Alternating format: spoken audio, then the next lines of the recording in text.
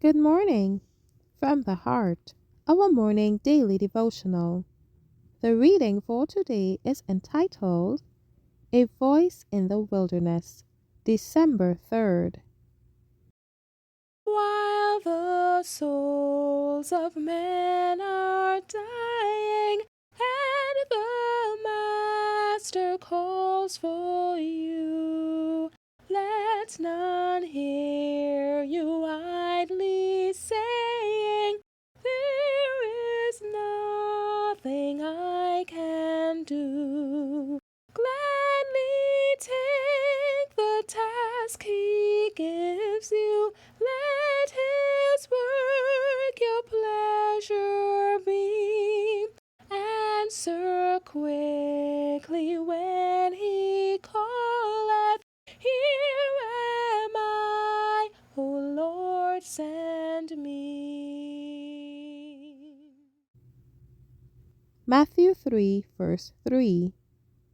For this is he that was spoken of by the prophet Isaiah, saying, The voice of one crying in the wilderness, Prepare ye the way of the Lord, make his paths straight.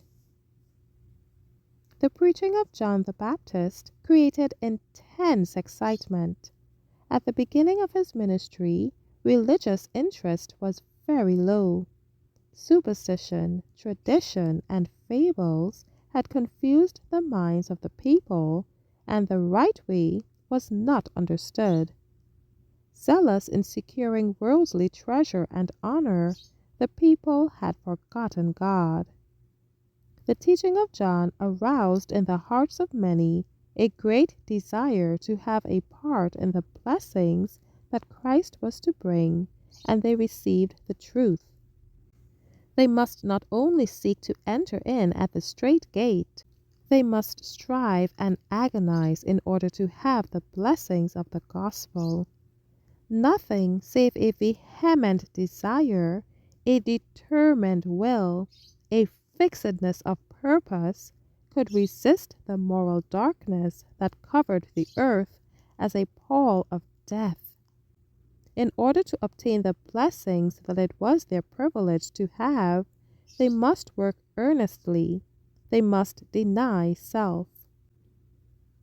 The work of John the Baptist represents the work for these times. His work and the work of those who go forth in the spirit and power of Elijah to arouse the people from their apathy are the same in many respects. Christ is to come the second time to judge the world in righteousness. The messengers of God who bear the last message of warning to be given to the world are to prepare the way for Christ's second advent as John prepared the way for his first advent. If the kingdom of heaven suffered violence in the days of John, it suffers violence now. Today the blessings of the gospel must be secured in the same way. If form and ceremony were of no avail then, a form of godliness without the power can be of no avail now. Two powers are at work. On the one side, Satan is working with all his forces to counterwork the influence of the work of God. On the other hand, God is working through his servants to call sinners to repentance.